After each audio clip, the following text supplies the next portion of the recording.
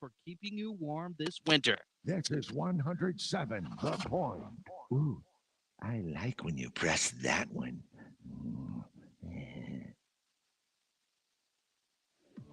This is Sports Talk with Phil Kornblum, Chris Bergen, and Pat Daniel. Sports Talk is heard across the state on radio affiliates of the Sports Talk Media Network and is streaming live on SportsTalkSC.com, as well as Twitter, Facebook, and YouTube. The South Carolina Education Lottery lucky number to call in is 888-898-2525.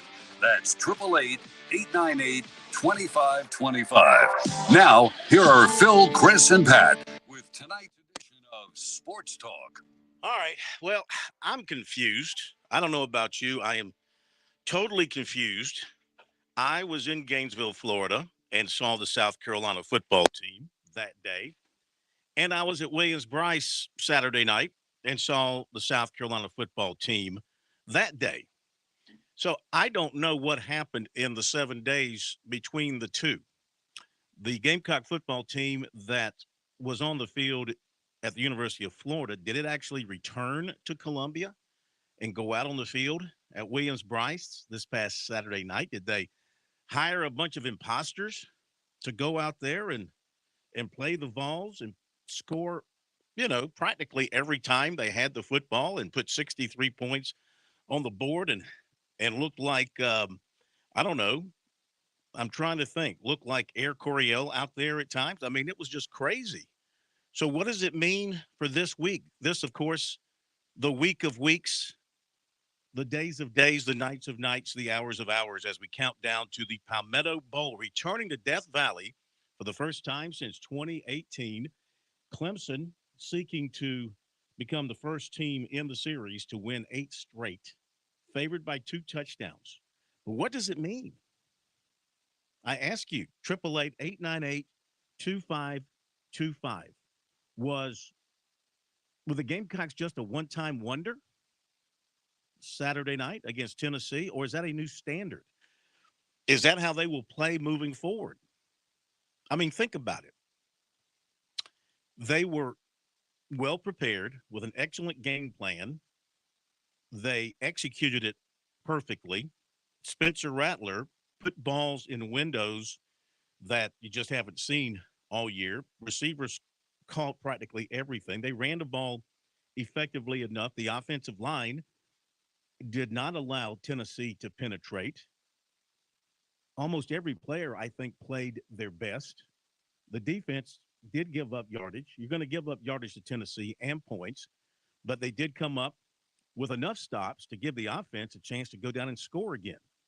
And when Tennessee almost caught up, the Gamecocks responded again. They outscored Tennessee 21-7 in the fourth quarter, so they did not wilt. And the offense did not need points from the defense or the special teams to put 63 on the board.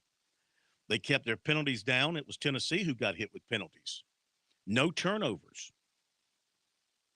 I mean, is this a one-off or is this a new deal for South Carolina? Can they play that way Saturday? If they play that way Saturday, and that is an if, maybe it's a big if, but if South Carolina plays that way Saturday, we'll have a ball game. I think we'll have a ball game. We haven't had a ball game in this series, a true competitive ball game in a long, long time. I mean, the last time the Gamecocks actually had much of an offensive presence in this game was up at Clemson when Jake Bentley had the big game throwing the ball. They had over 500 yards, but Clemson had like 700 yards and could have scored 100 points that day if they wanted to. You never thought South Carolina was going to win because they couldn't stop Clemson. The Clemson offense was on fire that day. There was no stopping them. So even though that was a high-scoring game, it wasn't a competitive game, really. Clemson dominated. But South Carolina has got to play that way. And the question is, all week long, can they do it? Or was that just smoke and mirrors? And they just had a great night where everything kicked in perfectly. And they caught a team, I mean, not by surprise, but I'm sure they shocked Tennessee.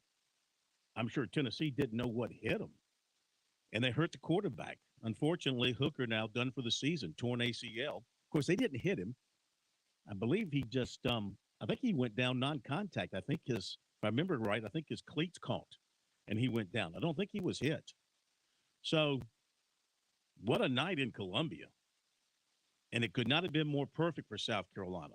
Beautiful day, a lot of recruits, great performance, stormed the field, cost you $100,000. I hear G.G. Jackson's going to pick up the tab from his NIL, so no problem there. But a $100,000 fine for the Gamecocks from the SEC for that. So at least it got Clemson's attention. There's no doubt now, not that they wouldn't have had their attention because Dabo Swinney puts a lot of emphasis on the Palmetto Bowl, and he's not one to let the rivalry game just slip up on him. So, but this certainly adds a little more to it, I would say. Now, Pat, you were up at Clemson Saturday covering the Tigers. I thought they looked, the part that I saw before I had to leave, I mean, their offense looked terrific in their first possession. They went right down the field and they scored. And I think next possession, they went down the field and they scored. I mean, they pretty much took Miami out of it quickly. And of course, defensively, Miami had, against the Clemson defense, Miami had less than 100 yards. So a complete performance by Clemson, which is something we've come to expect from the Tigers, game in and game out. But they were on their game against Miami, and South Carolina was on its game against Tennessee. The question is, I know Clemson will bring it because they've done it every year during this winning streak. Can South Carolina bring it the way they did against Tennessee this past Saturday night?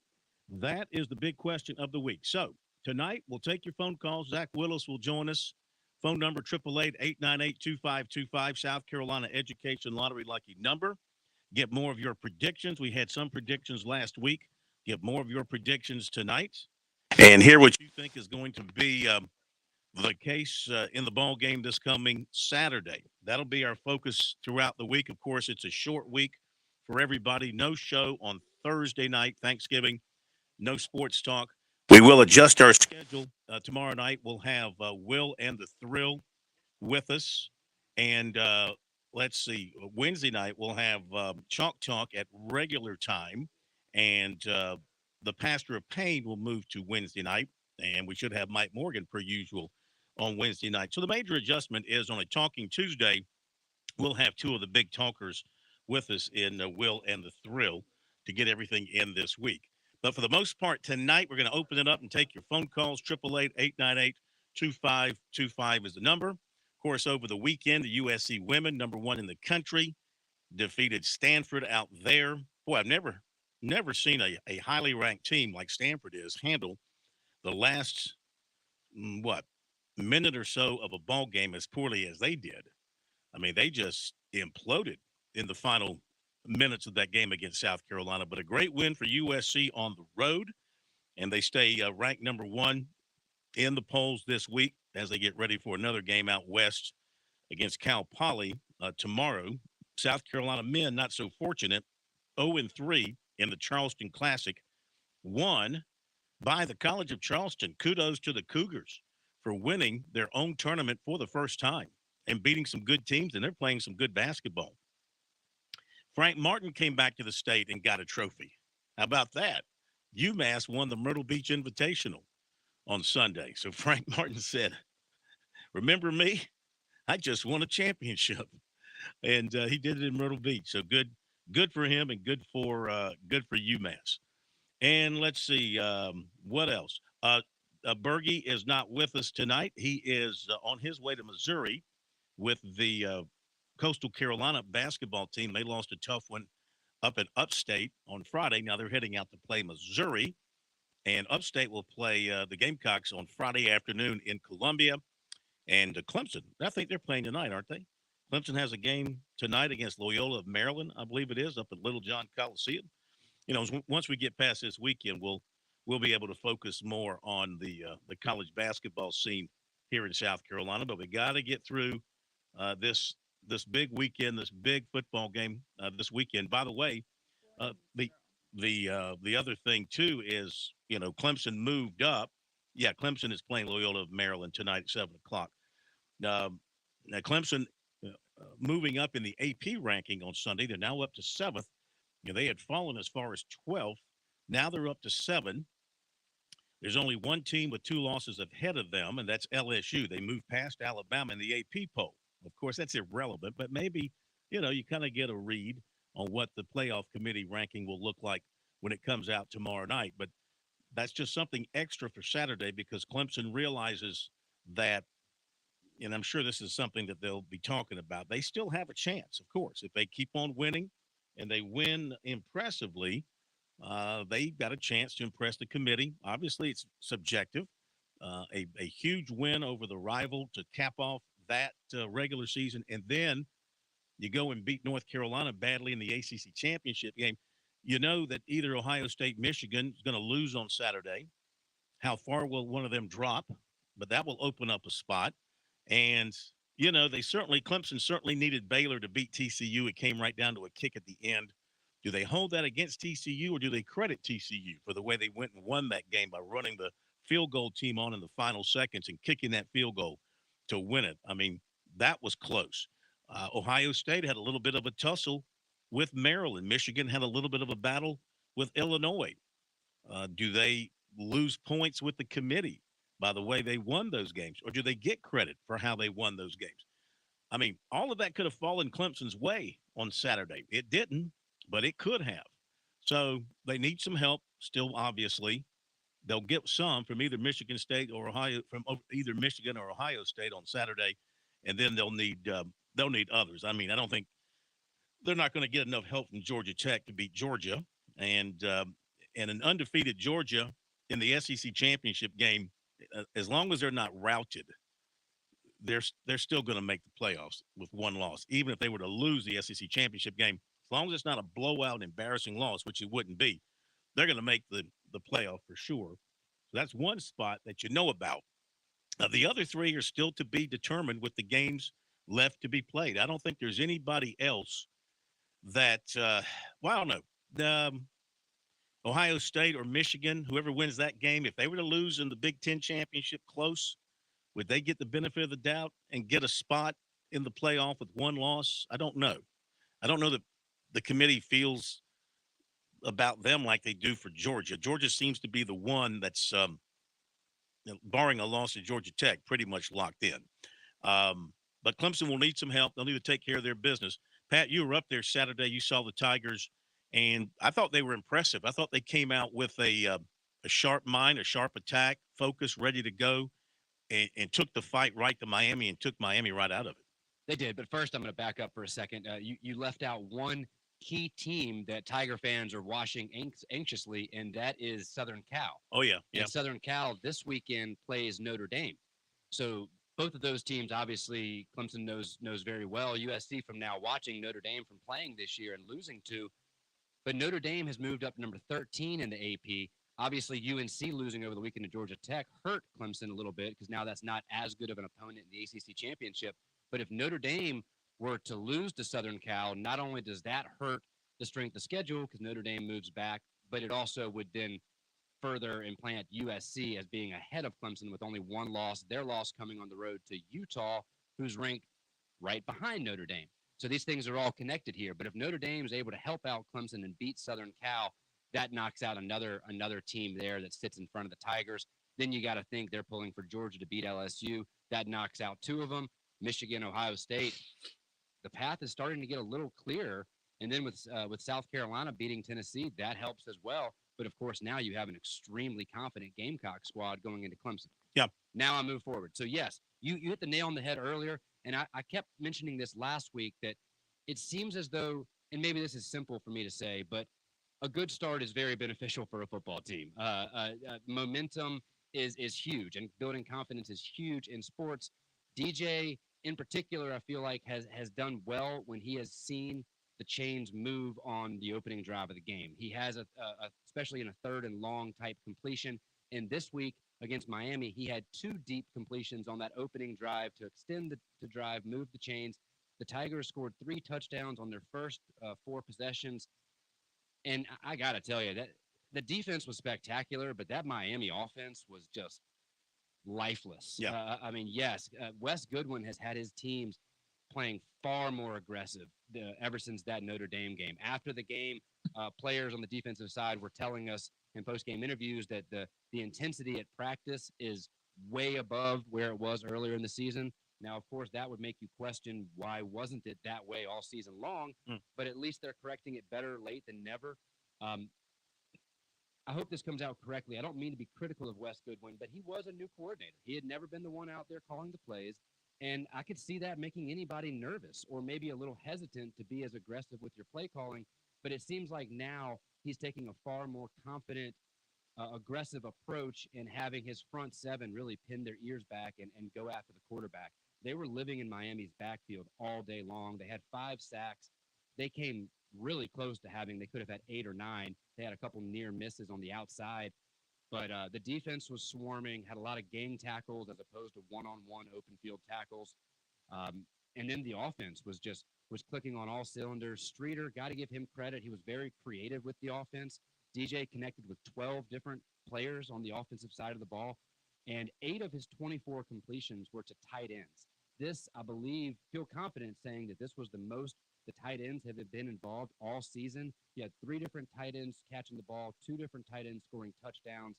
Allen in the middle of the field was wide open all day long. They were doing these quick slants across the middle with the tight end, maybe 10, 12 yards downfield, and that was wide open all game long. They kind of went away from that a little bit in the third quarter, but then went back to it in the fourth and added an additional 2 touchdowns late in the game.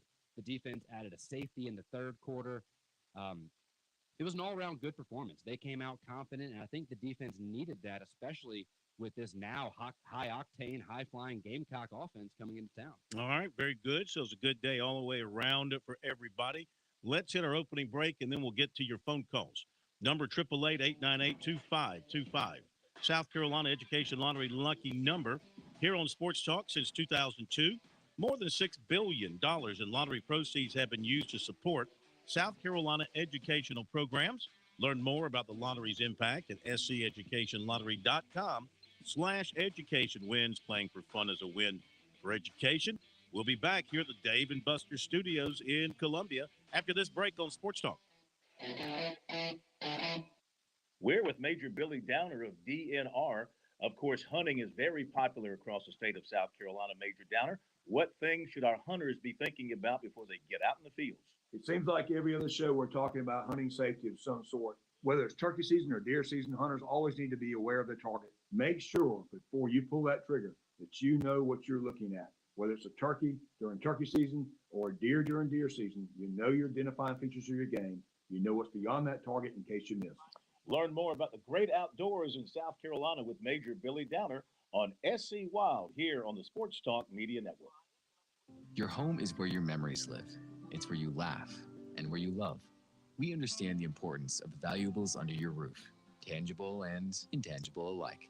So no matter what's around the corner, we'll be there, offering you and your family the support that's made Farm Bureau Insurance a trusted name for nearly 70 years. You deserve more. You deserve a promise. Learn more at scfbins.com. Call me, Alex Satterfield, at 803-749-9171 for all of your Midlands insurance needs.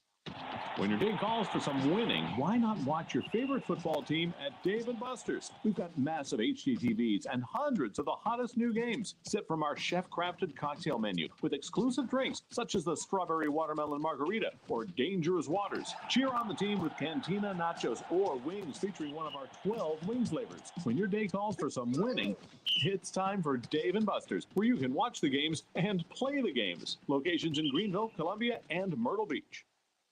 South Carolina's taste buds have spoken, and they're asking for beef. There are more than 7,800 farms raising cattle from pasture to plate in the Palmetto State. So whether it's steaks on the grill before the big game, sirloin medallions plated for date night, or burgers with the family, make sure beef is a part of your playbook this football season.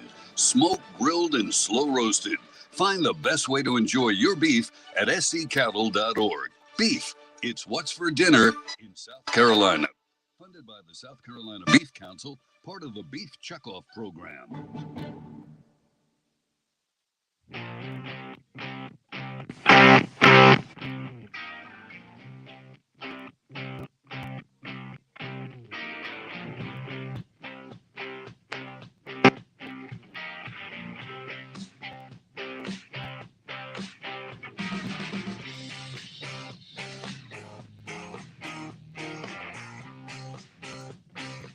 right, it's the week of weeks. It's the night of nights as we count it down to the big game on Saturday.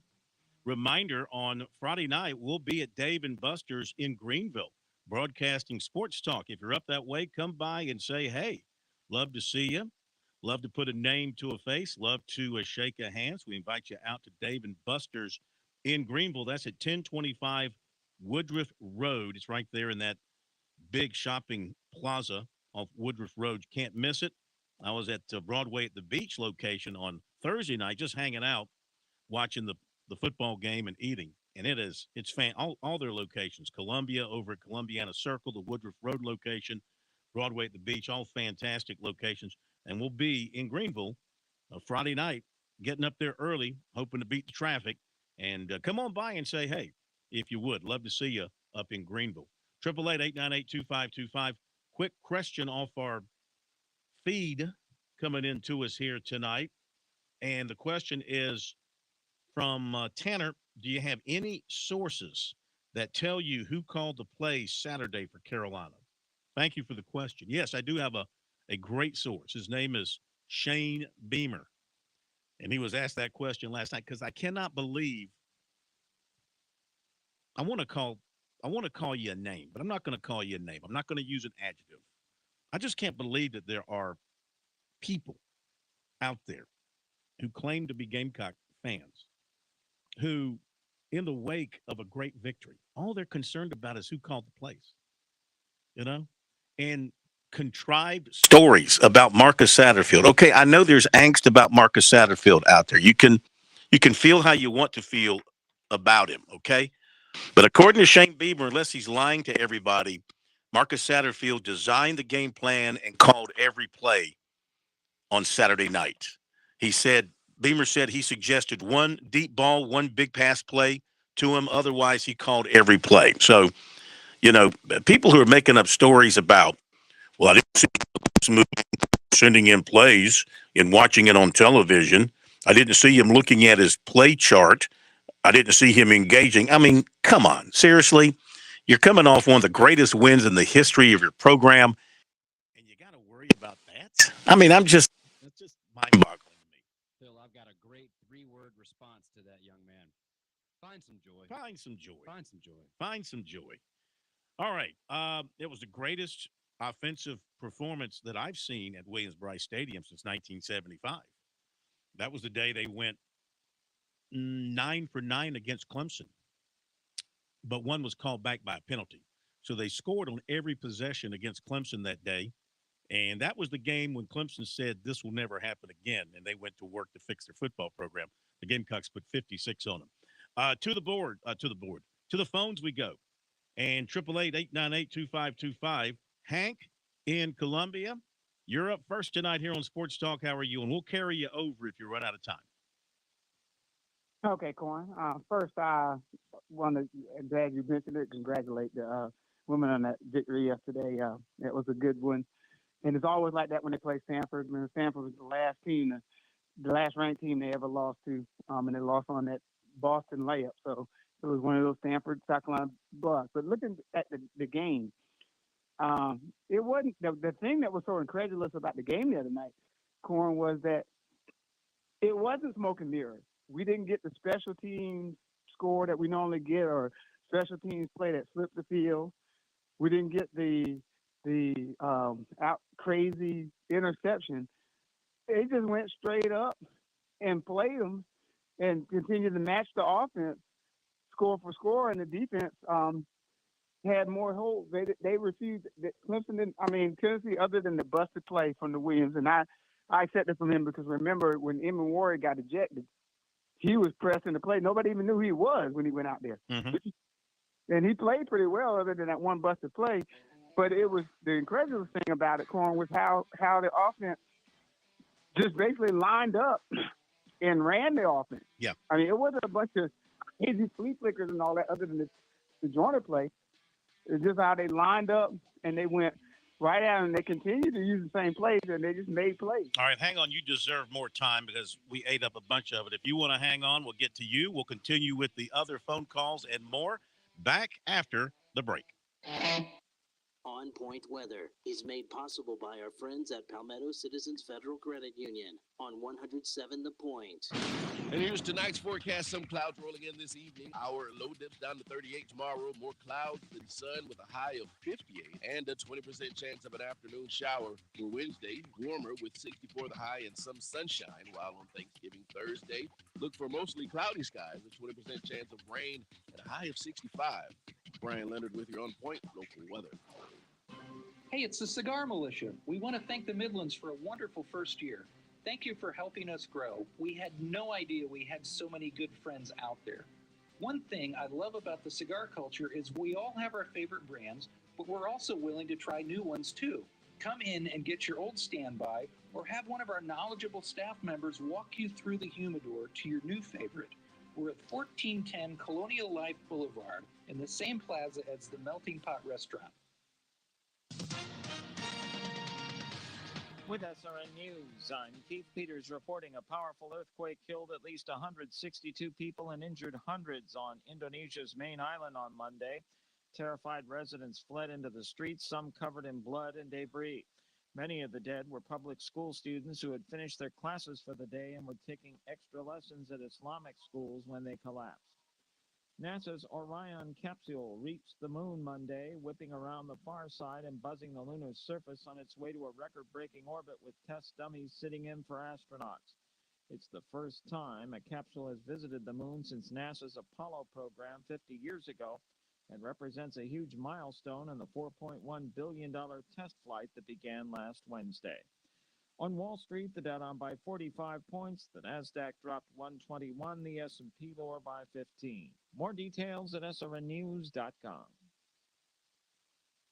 Open enrollment. It can be a confusing, frustrating time, but it doesn't have to be. You're seeing celebs doing TV ads, billboards everywhere. You're inundated. At Medicare Blueprint, they help with Mom's Medicare plan. I called them, gave them the basics on Mom and her meds. They did everything else. Tim and his team do this full-time, year-round. If you call them, they talk to you. They take you through the whole process. Nothing outsourced. They do the work. A local number, a local guy. Medicare Blueprint doesn't work for the insurance companies. They work for you. Tim knows this industry. He's been advocating for people like us for a long time. Go to his website, MedicareBlueprint.com. Look at the testimonials from people all over the Midlands. If Tim can help you, he will. If he can't help you today and thinks you're already in a better plan than he can find for you, he'll tell you because it's the right thing to do. Next time around, you'll remember his honesty. You'll call him when you need his help again. MedicareBlueprint.com or give him a call. 803-708-7398. That's 708-7398 for Medicare Blueprint. You've seen the news.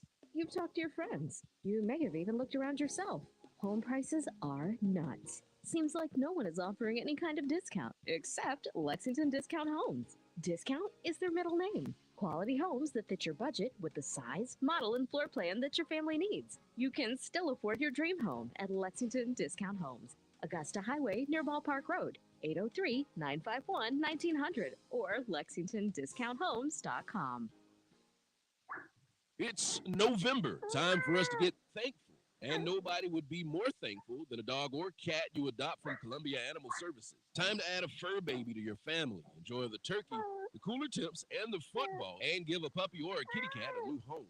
The Thankful for a Home Adoption special lets you get your new dog or cat from the 21st through the end of the month for just $20.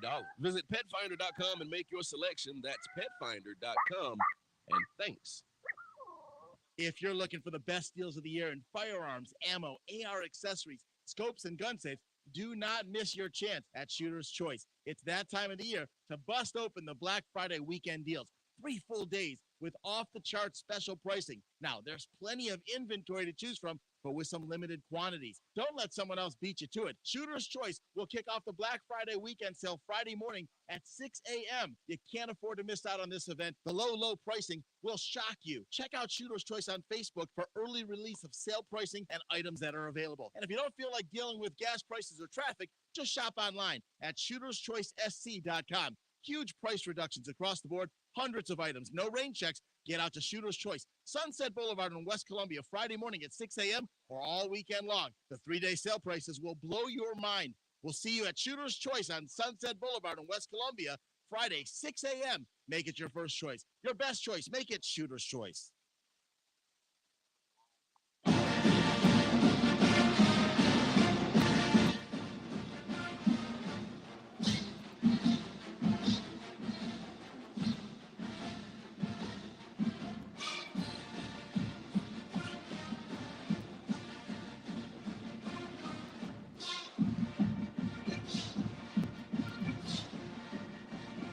All right, Clemson goes first because they're the home team. I don't want anybody to think, well, there they go, playing Clemson's fight song. Go Tigers. No, they're the home team. They get the fight song first this year. South Carolina had the benefit of being the home team 2 times in a row in the series because of Greg Sankey and the SEC and their stupid rule that wouldn't allow them to play. I still can't get over that. I mean, apply common sense. South Carolina could play an SEC team that day. Clemson could play an ACC team that day, but they couldn't play each other. Now, somebody with a lick of sense, somehow did the SEC have some scientists that had some formula, something they were rubbing on their players that was more protective than what the ACC players had, what their scientists had to keep them from COVID? Is that not the stupidest, dumbest, most ridiculous thing you've ever heard? And it ended one of the longest streaks of a rivalry in the country for no reason. For no reason. Just because he's Greg Sankey, czar of the world. I'll never get over that. Never. All right, back to your phone calls. 888-898-2525. That is our phone number here on Sports Talk. Hank, you got a couple more minutes because we cut you short. If you haven't given me your prediction, I need your prediction as well. What you got? I don't know what the I don't know the prediction. I'm bad. I don't make predictions for him. Well, I don't either. I just deliver prophecies, but you got to give me something. Well, the one thing I want as a prediction, I want you to prophesize that Carolina will get killed and that everything was smoke and mirrors and that it's just horrible. I didn't say it was smoke and mirrors. I said, was it smoke? I'm just questioning. No. You cannot look at that Carolina team on Saturday night after watching them the week before and not wonder what the hell happened. That's why I want you to prophesize that, because every time you're a very up and down guy, so every time you prophesize that you just can't see a way for Carolina, that's when they put on a good. So I want you to come out with all. I'm cheering you on to just talk about how they're going to get murdered. But the problem for you is now I see a way. I see a way now after watching that. I mean, they were spectacular. I tell you how good they were. I tell you how good they were. And this is no knock on the young man, but Eric Douglas went down briefly with an injury, had to come out of the game. Well, Hank Manos goes in, and Hank has hardly played. And I watched him because I thought this could be trouble. He held up just great. I mean, he blocked the middle. Nobody came through. And my point is that I thought almost everybody, if not everybody, on that offense played their best game at the same time. And that's what you got to do something like that. Well, you remember, Corn, I told you when it was some weeks ago, somebody tried to question whether they thought the carry-on even was a D1 player. And I said, hey, that kid's a D1 player, and he can play. And he did some good things, not only with his scoring, but if you looked at some of the blocks he led down the field on some of the plays, he was good. But the second thing that you saw out there, though, which was so crazy, was they didn't run a whole bunch of trick plays. When you go back and watch it, it looks like they had about 15 or 20 plays, and they continued to run them, but everybody executed. That line, other than about 2 or 3 pressures, that line kept them off Rattler. And when you keep them off of him, you see the pinpoint accuracy he was throwing with. Who made money Saturday night for the Gamecocks? Did Rattler make money? Did Cam Smith make money Saturday night? I think they had some players really improve their draft stock in front of the world. Wells, yep. But Rattler, and Corn, yeah. You did one thing you didn't see. Remember when Georgia played Tennessee, and they said, well, Georgia had so much success because Georgia was able to lock the corners up and then just let everybody up front do it. And we put our corners on their receivers one-on-one and let everybody else play. And other than that bust in that first drive, all those long plays that Tennessee used to hit, when he was throwing them, even with their catches and their non-catches, we always had a corner step for step with each one of them, didn't we? They played excellent. All right, Hank, thank you very much. They played excellent. And you know what? Pastor Payne said that the other night. He said, put the corners on the receivers on an island and let them play man-to-man and let them go at it. And that's what they did. If you've got corners, I mean, supposedly they're NFL quality corners. Why not do that? I got to believe you're going to see who from Clemson's receiving core would you put Cam Smith on and say, go get him? Would it be Antonio Williams? Because he was all over Jalen Hyatt. His job was Jalen Hyatt. Will his job be Antonio Williams? They had some other guys catch balls, as you pointed out, Pat. They moved the ball around quite a bit. The tight ends for Clemson were very much involved in catching the football. Ngata caught some balls as well. They might have Collins back this week. Dabo Swinney's non-committal on that. So who do you put Smith on? I mean, I guess you put him on Williams and say follow him and don't let him get out of your sight. Yeah, I would think Antonio Williams would be the answer there. But remember, Williams isn't actually on the field for every play either. So he may that's actually a great question. I don't do you think he's large enough to cover a tight end, or would that I wouldn't think so. There? I wouldn't think so. We continue with your phone calls. 888-898-2525. Offer up a prediction if you so choose as we are headed next to, is this who I think it is? Let me just double check. The only man or woman or child in America who thought the Gamecocks would win and said so on this show. Did he not, Pat? Oh, he did. Very confidently, yeah. Gamecock Larry, you, sir, are a genius. Welcome into Sports Talk. What did I tell you? I told you all the other night, Friday night. I told them all. Everybody, I had the laughter, I had the ridicule, I had the doom and gloom all week from everybody. And oh boy, they just come, they gonna lay 60 on you. They gonna lay 80 on you. They coming down there, they gonna put it on you. You do good to score 3 points. Well, let me tell you something. We scored 63 points. They gave us 22 and a half. That's 85 and a half points to 38. Who laid 80 on who? Okay, another thing. I told you, he who laughs best. And I even almost laughed in church Sunday, thinking about that game. I'm going to tell you, and I can hear that Clemson in those fields voice. I can hear Clemson. I can hear all Clemson. I'm going to tell you, I think I made a prediction last week. I don't know whether I did or not, but if I did feel I got to change it. I'm going to tell you, I don't care if they want to know who called the plays, who done this and who done that. I don't care if Cocky called the plays. I don't care who called the plays. All I care about was we laid 80 on Tennessee. And we won the game. And we knocked them out of the playoffs. And we going to knock another team out of the playoffs Saturday. Well, you gave us your prediction last week of 31-17. You want to stick with that? Yes, no. I'm going to change that. I heard somebody say a while ago, Clemson favored by 14. Well, I'll give Clemson 14, and they'll score about they'll score. Well, they're going to score. They'll score 21, 24.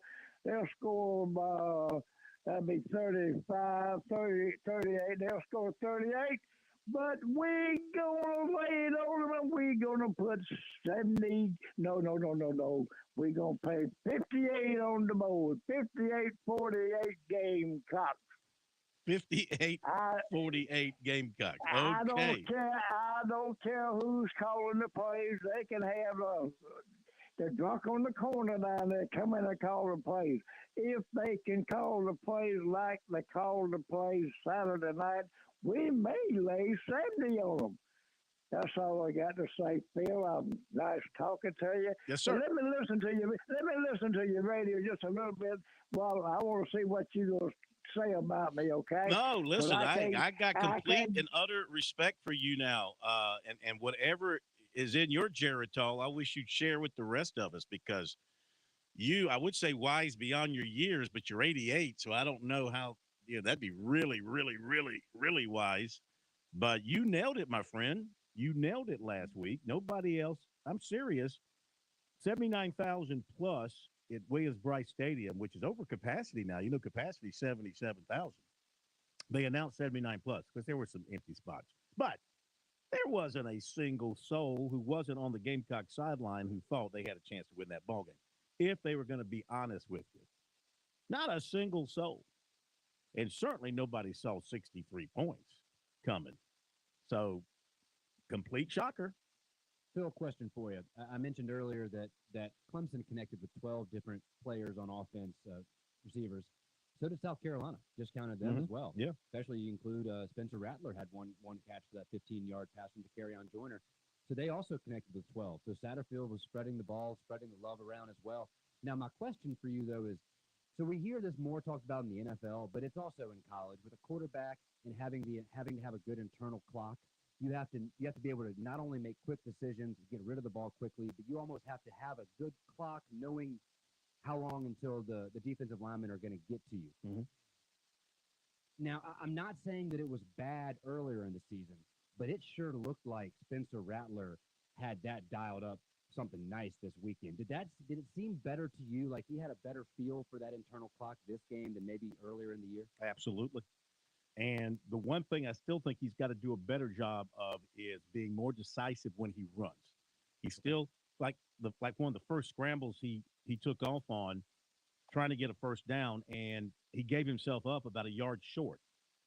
Now, you know, he could have stuck his nose in there, easy for me to say, but he could have stuck his nose in there, plowed ahead, and gotten the first down. They got the first down, of course, on the fourth down play. But he seemed a little indecisive. He's going to have chances to run against Clemson because with the pressure they're going to put on, there'll be some gaps that open up. He's just got to be more decisive when he takes off and runs. But I thought as far as reading the pass routes and putting the ball where it needed to be was uncanny. I mean, just look at his numbers. Look at the average per completion. Look at the number of big plays they had. I mean, off the charts in every category there. So, yeah, he was on his game. They were all on their game. And that's my question to open up the show. Is that a one-time wonder for South Carolina, or can they repeat? If they repeat that, okay, it'll be a ball game on Saturday. It will. It'll be a ball game. But they've got to play to that level. If they don't and Clemson plays to its level, it'll be a beatdown. It's pretty simple as that, if you ask me. It's not complicated. 888-898-2525. Larry, pretty amazing. We go to Delvin in Fountain Inn next. Delvin, welcome into Sports Talk. How are you, sir? I'm doing good. How you doing, Phil? We're doing great. First of all, I'm going to give congratulations to the Furman Paladins for having a home playoff game this weekend against Eli. Congratulations. Clay Henderson on a great year. Glad you brought that up. They beat Wofford soundly, finished 9-2 with a loss to Clemson that was respectable and a loss to Samford, which won the SoCon. So they've had a great year. They get Elon at noon at home at Paladin Stadium and see if they can advance. Yeah, man. It's crazy, Phil, how Mr. Boyd last week was fired Marcus Satterfield. Now that Mr. Boyd this week is, he didn't call the plays, or hey, we need to give Marcus Satterfield a raise, man. Or what would this been all this time? It's crazy. But, you know, the life of a football coach, a football team, it's week by week. You know that. You follow it. You win, especially now. I mean, it's become – I mean, I can remember years ago, it wasn't such a roller coaster ride. People were more accepting of losses for some reason back 15, 20, 25 years ago, maybe because there wasn't social media for everybody to be heard from. Now nobody is tolerant. There's just no tolerance, even on the Clemson side. You don't think people were getting after Brandon Streeter, and they've been getting after Goodwin all season long, you know, even though Clemson's been winning except for that Notre Dame game. And that's why Dabo Swinney had his moments this year when he lashed out at his fans and said, hey, chill. I mean, you know, we've lost one game. We've done this. We've done that. And he had to start reciting the accomplishments of the team. He shouldn't be put in a position by his fans to have to recite what they've done simply because they got beat on a night when a team played great and they played lousy. Now they've bounced back from that and they've won their game since then, and we'll see what they do on Saturday. But the tolerance for losing by the fan bases everywhere is non-existent anymore. It's a shame. I mean, people just don't understand how tough it is to win these days. Yeah, just ask Clemson, do they want to be testing them in Auburn right now? Yeah, that's doing that question. But you talking about Sonny Dice? I can understand that you the field in the last minute. You had a timeout where you could have used the field to keep the field goal did then, but you waited to run one more play, and you like you said, he cut it close. Cut the kicker was the last person on the field. You saw everybody else line up, then the kicker just ran on the field. Yeah, crazy. But they say they practice that every Thursday at TCU. Come on, I don't think they do. Just I that way. don't think they do it that way now. I don't know. I mean, I've heard the comments that that's how they practice. Now, do they practice it where the kicker runs on there at the very end? I mean, I'm not in their practices, but you know what? They got it done. It saved their playoff hopes, and they're still in the top 4. So it worked out for them. Thank you very much for the phone call. Deion Sanders, according to a report, CBSSports.com, citing sources, has been in conversation with power brokers at Colorado and South Florida. Now, power brokers, is that money people or is that ADs? Sanders has not talked to anyone at Auburn as that search continues to move on. Didn't realize Deion is 55. Interesting. Didn't realize he'd gotten that long in the tooth. Phil, real quick before we go back to callers or this break, Delvin brought up the fans there, and I want to make sure because we are at times critical of Carolina and Clemson fans if they were to leave early or maybe they're not quite there on time for noon games. But South Carolina fans, and I hope I'm saying this right, they had excuses if they did not want to go Saturday. After the way the squad played it down in Florida last week, it would not have surprised me if maybe some fans from out of town figured, you know what, maybe I don't want to drive up from Charleston or down from Charlotte or whatever and go to the game. But they showed up and they showed out. That from the moment, from kickoff to the very end, that stadium was rocking. Now, I did not get to watch the whole thing live because I was traveling back from Clemson for most of it, doing post-game work. But I watched the replay yesterday, and that was some of the loudest I've heard that stadium in years and years. And so just got to make sure we shout out and give kudos to the fan base, the student body. They were there, they were loud, and they made their presence heard. Oh, yes, they did. They were a big factor. And, you know, South Carolina is very good at home at night. I think I saw where they were 7-0 at home at night here, I guess, over the last couple of years. But on the road, they've won a couple of SEC games, but they're stepping into the Swamp was tough territory, and you saw how they performed there. And Death Valley will be tough territory, and we'll see how they perform there when they go up there on Saturday. Noon kickoff, will that make a difference to the crowd? Will that, subdue the crowd a little bit? The other thing to think about, too, and we'll ask Chuck Reedy and Ellis Johnson because they coach there, late afternoon sun. Do you want to have the west zone to your back, or do you want to be going into the west side? If it's at your back, then your receivers are looking back into the sun looking for the ball. If you're going towards it, well, it's the opposite. We'll be back. Touchstone Energy cooperative members save more on electricity, and members save more on insurance, groceries, healthcare, restaurants, travel, concerts, and sporting events through Co-op Connections. Touchstone Energy is an alliance of the member-owned electric cooperatives, and as a member, the power is yours. Experience the power of co-op membership with Touchstone Energy and find out how much you can save on electricity and a whole lot more at touchstoneenergy.com. Hope, life, and the Great Palmetto. What do these things have in common? Scholarship dollars. The SC Hope, the Life, and the Palmetto Fellow Scholarships are funded by the lottery players of this great state. And after 20 years, you've invested over $7 billion in education.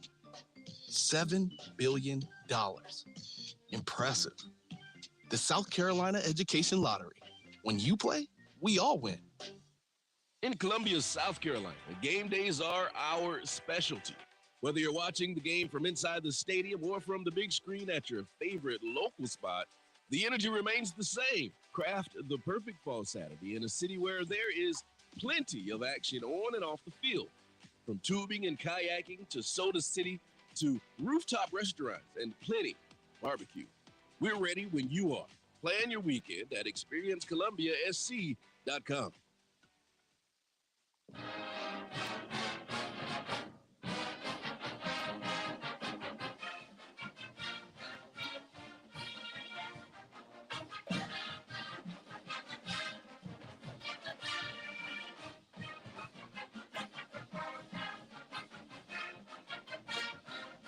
All right, we're back on Sports Talk. Arkansas putting a whooping on Louisville, 67-42, under 5 minutes to play out in Hawaii, in Maui. And Louisville about to fall to 0-4 on the season. Man, oh, man. Arkansas is going to improve to 4-0. And what else is going on here? LSU was a winner today. They beat Illinois State 77-61. Bucknell beat Presbyterian 66-65 today. And Clemson plays tonight against Loyola of Maryland. Back to phones, 888-898-2525. Recruiting coming up in the second hour. It's meaty, it's juicy, it's just good. You got to be there for it, so don't leave us. Andy in Columbia up next here on Sports Talk. Welcome in. Corn, Pat, happy Monday after a Tennessee ass whooping. Indeed, indeed. God, who are underneath those uniforms when you went into the locker room to do interviews, Corn? Because I swear it's not that same team that played 10 other games before that. I think I saw Sterling Sharp coming out. I think I saw Rick Sanford. Corey Miller was taking off a uniform. JD, Steve Tannehill. It was a bunch of Gamecock ghost past. Gilmore, probably. I'll tell you what, I was very impressed by Cam Smith because I was going to call towards the end of the week and say he was probably going to have anywhere close to 10 holding and pass interference calls against him, and he really shined, and I think had the best game that he's ever had at South Carolina. I thought that was unbelievable what he did. Very impressive. And he kind of put a clamp on Mr. Hyatt, which was very nice for us. But just, I mean, defensively, yeah, maybe we didn't play that good. But, you know, after they scored that touchdown in the third quarter on their second drive, they only had 7 more points after that, Tennessee, which I think was very impressive for our defense, because all you heard all night long at the beginning from Mr. Herbstreit and Mr. Fowler was how tired South Carolina looked because they couldn't rotate their defense off the field in time because of the pace that Tennessee was playing. Yeah. And we're talking about those two gentlemen. Or maybe I should put this towards South Carolina. We're going by USC now. Should we insist in broadcasting, especially on an ESPN broadcast that's a national broadcast, that when they're talking about us as South Carolina, they should refer to us as USC? Absolutely. And especially when they're referring to Southern Cal during our game, call them USC. Yeah, I would absolutely insist. And I've said that to people over there that they don't listen to me, but I would certainly insist. I mean, and if they come back and say, well, everybody outside of South Carolina calls them USC or Southern, that's not your problem. Okay, get educated outside the borders of South Carolina and realize, you know, this USC was the first USC, but you can't get people around here hardly to do it, you know. I see writers around here who should know better, who should understand who their audience is and who you're writing for or you're talking for, that USC is South Carolina, not Southern Cal. But you can't, you know, people are just stupid and they don't realize. I mean, this audience listens to us. USC has been, is, and always will be USC, not Southern Cal. Now, if I was doing a show in Montana, I would think of it differently. But if you're broadcasting in Columbia, South Carolina, and they want you to call them USC, by God, you call them USC. So I agree with you 100%. Hit the break. We'll come back with more of your phone calls in a moment. Plus, recruiting is around the corner, too. Zach Willis also. We'll be back. By the way, before we do what's supposed to happen here, thank you for pushing the button.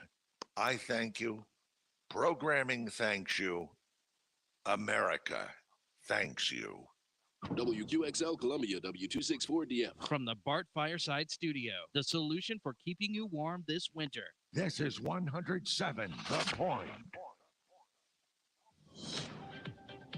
Breaking news this hour from townhall.com. I'm Keith Peters reporting. The threat of a crippling rail strike is once again looming. Workers at the largest U.S. rail union voted against a tentative contract deal reached in September, raising the possibility of a year-end strike that could cause significant damage to the U.S. economy. Train and engine service members of the Transportation Division of the International Association of Sheet Metal, Air, Rail, and Transportation Workers narrowly voted to reject the deal. That unit, which includes conductors, brakemen, and other workers, joins 3 other unions in rejecting a deal brokered by the Biden administration. I'm Bill Alexander in Washington. NASA's Orion spacecraft has arrived at the moon. NASA's spacecraft is making its closest approach to the moon, sweeping just 130 kilometers above the lunar surface. It's flying above the landing sites of Apollo 11, 12, and 14 before a burn of its engines sets it on a much larger orbit. The capsule is out of contact with mission control during this maneuver because it's taking place around the far side of the moon. NASA will be waiting for data and images to be beamed back once the signal returns again. No astronauts are inside the spacecraft this time. Instead, mannequins covered in sensors will reveal what the experience is like. The next step is to get people on board. BBC correspondent Rebecca Morell reporting. Ukrainian authorities are evacuating civilians from liberated areas in the southern Kherson and Mykolaiv regions. They fear that infrastructure damage is too severe for people to endure the winter without power, heat, and water. The World Health Organization warned that millions in Ukraine face a life-threatening winter. On Wall Street, the Dow down by 45 points, the Nasdaq dropped 121, the S&P lower by 15, crude oil dropped 35 cents to 79.73 a barrel. More at townhall.com. Relief Factor, pain relief that's natural, pain relief that works, and pain relief that attacks the source of the pain. That's the experience of tens of thousands of Americans who are taking Relief Factor right now. See their incredible video endorsements at relieffactor.com and then order your 3-week quick starter pack for just $19.95. That's less than $1 a day. Find out if it can work for you like it works for me by ordering your 3-week quick starter pack today. relieffactor.com, relieffactor.com. Be the next success story. Hi, this is Dennis Prager. As you know, the culmination of my life's work has been writing my Rational Bible Commentary series. I have done Genesis, Exodus, and the just-released Deuteronomy. They are all called the Rational Bible because my approach is entirely reason-based. So if you're looking for the perfect holiday gift, even for someone with no faith, in fact, especially, I recommend giving them my Rational Bibles. Go to PragerStore.com. You can buy them individually or as a complete set. That's PragerStore.com or click the banner on my website. So, will your holiday packages be delivered on time? Correspondent Rita Foley reports. The big shipping companies feel pretty good about this holiday season. The Postal Service, FedEx, and UPS confident now after struggling under the holiday crush for 2 years when the pandemic started. You remember, that's when many of us hunkered down at home and turned to online shopping. FedEx just told the AP, we're confident and ready. UPS is hiring about 100,000 seasonal workers to get over the holiday hump, and it has this advice for you. Shop, buy, and ship early. I'm Rita Foley. An earthquake has toppled buildings on Indonesia's densely populated main island, killing at least 162 people and injuring hundreds. Residents fled into the streets, some covered in blood and debris. Officials were gathering the death toll. News and analysis at townhall.com. I'm Keith Peters reporting. On Point Weather is made possible by our friends at Palmetto Citizens Federal Credit Union on 107 The Point. And here's tonight's forecast. Some clouds rolling in this evening. Our low dips down to 38 tomorrow. More clouds than sun with a high of 58 and a 20% chance of an afternoon shower for Wednesday. Warmer with 64 the high and some sunshine. While on Thanksgiving Thursday, look for mostly cloudy skies, a 20% chance of rain and a high of 65. Brian Leonard with your On Point local weather. WQXL Columbia, W264DF. From the Bart Fireside Studio, the solution for keeping you warm this winter. This is 107 The Point. Ooh, you shouldn't have pressed that button. Oh. Now you get this.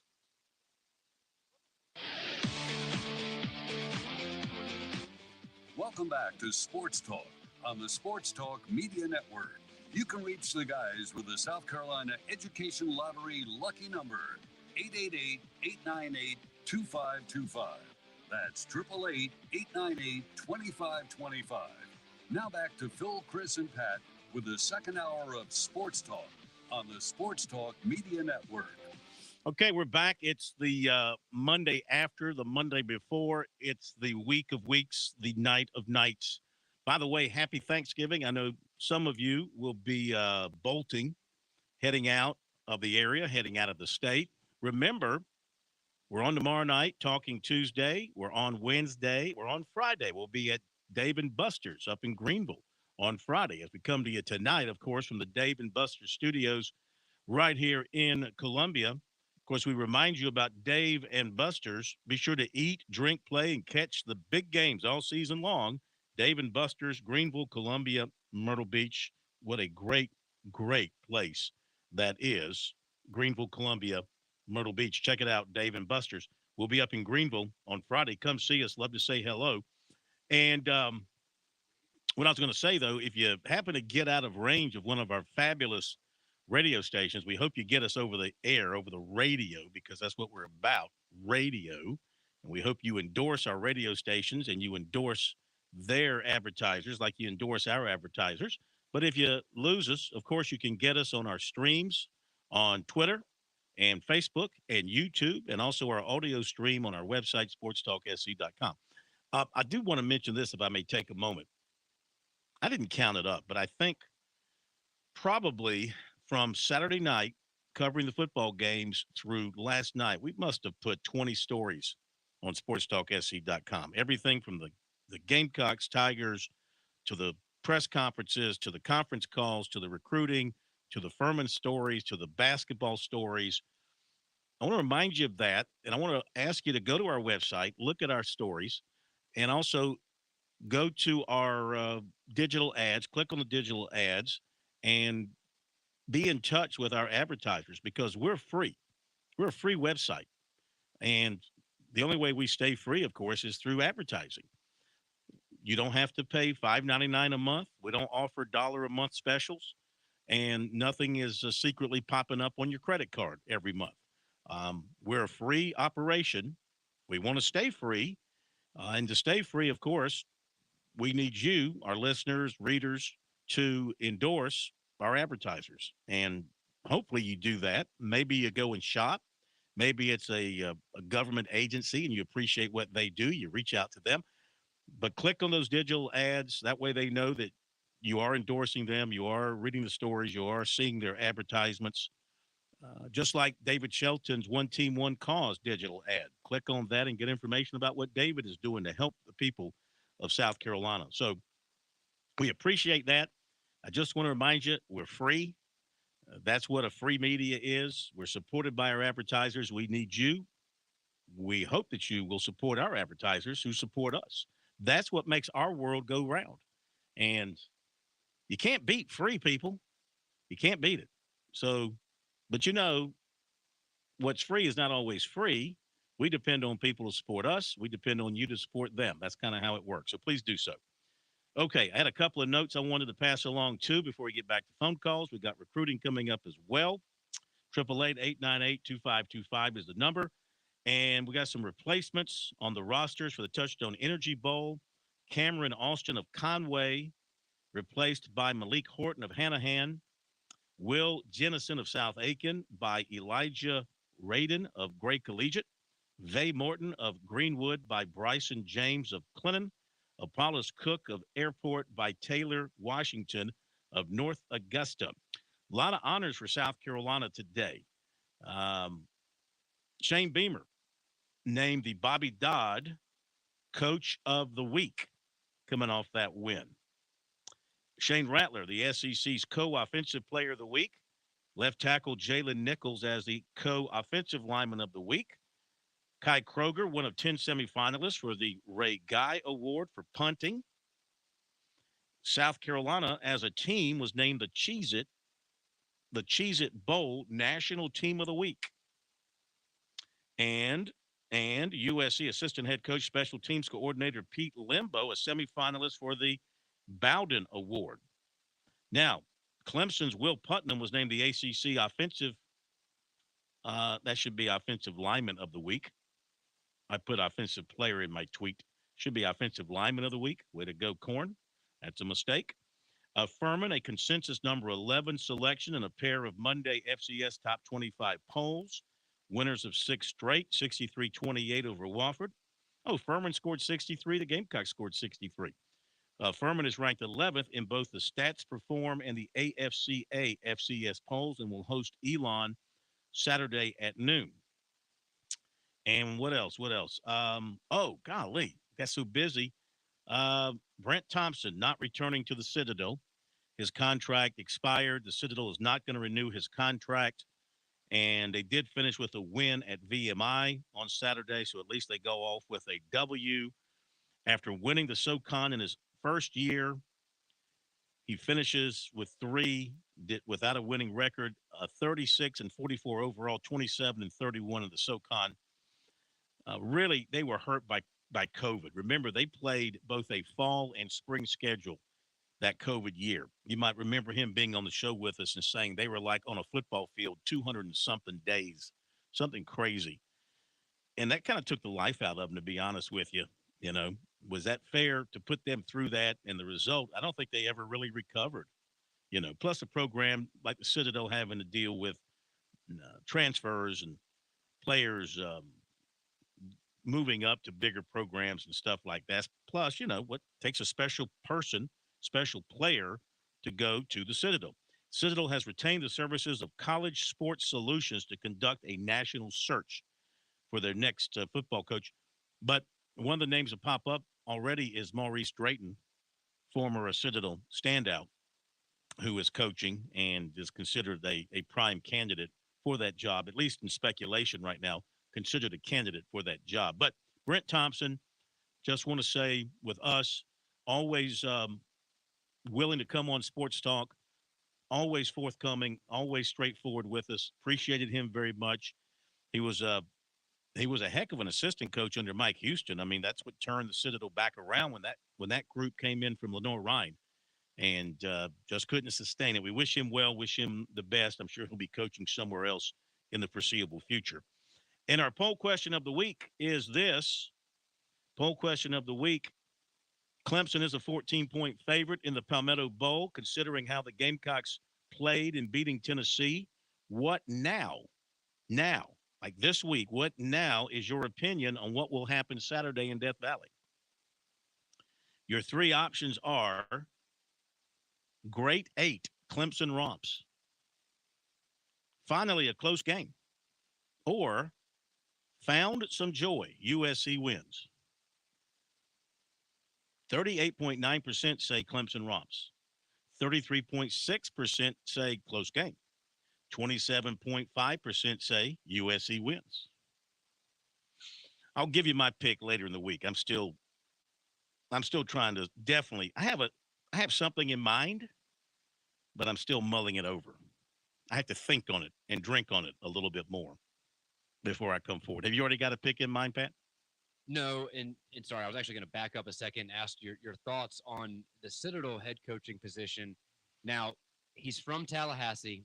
He's coaching in a hometown team, hometown school, and he only played at the Citadel for 1 year after transferring from Clemson. But do you think the Citadel will reach out to Willie Simmons? Do you think that he's done a fantastic job at Florida A&M? They're 9-2 this year after a couple early losses. But again, he's from Tallahassee. Florida A&M's in Tallahassee. I don't know if he would even be willing to leave, but he's shown to be a high-level, very successful, very capable football coach. Could you see his system working at the Citadel, and could you see them reaching out to him? Well, that's the question. You know, the triple option works well at schools like the Citadel, where you're limited in the talent pool that you can attract players from. I mean, we know that. Can a place like the Citadel get quarterbacks and receivers and skill position players to compete at a high level?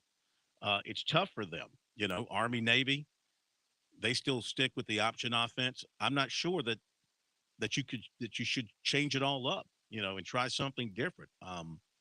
But they've been doing what they've been doing the last several years, and it hasn't been working. So maybe a different approach will work. But I'm not so sure going to the spread for them is going to be the answer, you know. But that's an interesting name to bring up. You know, he does have a year of experience. He wasn't a cadet, so he's really not He doesn't have a lot of skin in the game down there at the Citadel. Right. But neither did Brent Thompson. I mean, he was an assistant and got promoted to the head coaching job because Mike Houston and his staff did such a great job when they were there. He was a fan favorite, though. He was very well received, very well appreciated and liked during his 1 year at the Citadel. I remember my dad's a Citadel grad, a lot of men in my family, and we went down and watched just about every home game that one season he was there in 2003. And I just remember how much of a fan favorite he was. So I could see him being received well that higher in Charleston. But to your point, that would completely go against kind of the frame of Citadel football, running the triple option and all that. All right, let's get back to some phone calls. We've gotten kind of off the clock. 888-898-2525 is our phone number. And let's see if I can pull up the list again because my computer just shut down on me since I let the battery die. What you got? We're going to stick right here in the Midlands with Nick here in Columbia. Okay, Nick, thank you for your patience. Welcome into Sports Talk. How are you? Good, man. First of all, I want to congratulate Gamecock Larry. He's a good guy. I'm happy for him. Second of all, the poll on the poll question. Yeah, I have to go with the straight 8. Huh. It should be 9 except for COVID. But, y'all got out that 1 year because of COVID. But I do believe that this year Clemson will tie Texas A&M for 8 wins in consecutive wins, and we're working on it. But we're going to pass up Tennessee that year. That time they had 12 consecutive wins. So between us and Texas A&M, we're having a tight contest. Have you got a prediction? Score-wise? Yeah. Yeah, let's just go with the Tennessee game. It's up reverse it. So, we can do 63-30, wasn't it? 38. 38? Okay. Yeah. You think the Gamecocks will score 38 points? I'm listening to Gamecock Larry, man. I mean, he called it last week, but, I just don't see the win, like I said. But I did say something to Mayor Rickerman this afternoon. I think it's time that Coach Beamer has his own stats. Don Staley has one. George Rogers has one. I don't remember if what's his name, the baseball coach. What's his name? Nah, Ray Tanner, all he has is a street. He doesn't have a statue. Not yet. No. Hard to build a statue to yourself when you're the AD. That looks kind of showy. No, man. South Carolina, USC. You don't care about all that. Hey, thank you very much. Start a GoFundMe page. There you go. Y'all have a good night. Thank you, my man. All right, got you down for 63-38. It's not very creative. He's stealing the score from this past week. But the only pick in favor of the Gamecocks is Gamecock Larry, and he changed his to 58-48. So, okay. Some people don't think we got a 70-28 Clemson, a 42-10, a 38-3, a 31-17, a 28-14, and a 63-38. Clemson basketball up 18-8 on Loyola, Maryland. Second media timeout. Let's go back to the phones, and it is Billy in Charleston. Good to have you with us tonight. I hope the Big Kahuna is back on the air and over his little illness. Was he back on down there today? Oh, yeah. Yes, Phil. He was back today. I didn't get a chance to call, but I listened to him. He sounds good as always. Well, he got a nice dose of medicine Saturday, I'm sure. I'm sure he did, and I'm sure he probably had a few crowns afterwards, too, if he was feeling better. That'll kill any germ in your body there, that's for sure. And Phil, this is why South Carolina fans like us have been around forever drink, because of games like this. Because you go from 1 week, like you said, to the next, and first you scratch your head, and then you're like, where does this team come from? What happened? I actually had to watch the game over a couple of times just to make sure I was watching what I was watching. Yeah. I was like, the question I got for you is, say South Carolina goes in, because I think they got more than a big chance now of beating Clemson the way they play, if they play like that, which is a big if. If they were to beat Clemson, has an unranked team ever beaten two teams in the top 10 as far as having playoff situations and reign? And how big an upset would that be for this year as far as an unranked team doing that? So you're asking, has an unranked team in the era of the playoff system ever beaten back-to-back 2 top 10 teams like that? Right. That's a very good question. We'd have to do – can we get our research department to check on that? I don't know off the top of my head, but that's a great question. And too, with that looming, and Carolina were to beat Clemson, I saw Gator Bowl possibilities. Is that a real possibility if they were to win Saturday? I would say so. Yeah, it might even be a possibility right now. I mean, I think getting to seven regular season wins. I mean, think about this too for South Carolina. When you think about the overall picture, they got the 7 wins now. So a loss leaves them at 7-5. That's a game improvement over last year. They're 4-4 in the SEC. They're guaranteed a non-losing SEC record. They're going to finish third in the East. Who had them third in the East going into the season? No one. So Shane Beamer, at the very least, can point to progress. Little progress. Beat Clemson, you point to major progress, huge progress. So then go win your bowl game. Well, you know, of course, you don't know who's going to be on the team come bowl game. That's part of the problem for USC and Clemson. Now, Clemson people are painting them or penciling them into the Orange Bowl to play Alabama, figuring they're going to beat North Carolina, a North Carolina team that lost at Georgia Tech. How do you figure that one out, huh? It's unbelievable. And then look at Vanderbilt, too. I mean, yeah, Vanderbilt team, doing what it did to Florida. Florida did to us. I mean, it's just crazy. Nonsensical. Yeah. And I was just thinking about it. It's like, in the top 5 games that I've been around for Carolina football, this probably has to rank in the top 3 as far as what I've seen. I've been to a couple. Alabama's always going to probably be number 1, of course, and then right behind that would be the Florida State game in '84 that I was at, and after that it's got to be Tennessee. Yeah, I mean it's unbelievable. Have you given us your pick? Have you given us a pick? I want to give a pick, and I want to do it just to get under Clemson fans so bad, and I know it probably is more than unrealistic. But how sweet would it be if we were to score 63 points and they beat them 63-17? So you're saying 63? Is that what you're predicting? I'm predicting that just off of them. It'd be like a wish for a dream thing, being Gamecock fan, you just like go with whatever. I'm just going to say, just if that were to happen, even if it's not the case, I just want to see them beat Clemson and shut these fans up for once and let them get a taste of their own medicine, just knock them out the playoffs. I mean, that would be the perfect season for us. All right, thank you very much. And one other quick question. Yeah, Phil. real quick. Do you think Spencer will leave, or do you think it's a possibility he might stay if this season ends up going better and he wants to stick around for a possible Heisman Trophy run? Yeah, thank you very much. My guess is, after what he did the other night, and I'm just guessing, I have no way of knowing, but if he has a great game against Clemson, and if he stays around for the bowl game and has a great game,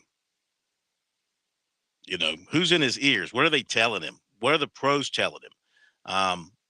He's kind of getting up there in age, right? Because I have to go back and check, but didn't he redshirt his first year at Oklahoma because he was playing behind Hurts was there and Mayfield was there, I think. And then he played partially, and then he became the starter. Help me out. Am I right? Yes, this is in 2019. Let's see. He appeared in a total of 3 games in the 2019 season, and thus was able to redshirt his freshman year. That's what I thought. That's right. Yeah. So 2019 was his first season. 19, 20, 21. So this is his 4th season of football, And so he's probably about 22, maybe pushing 23, I guess. Age. He starts thinking about age now.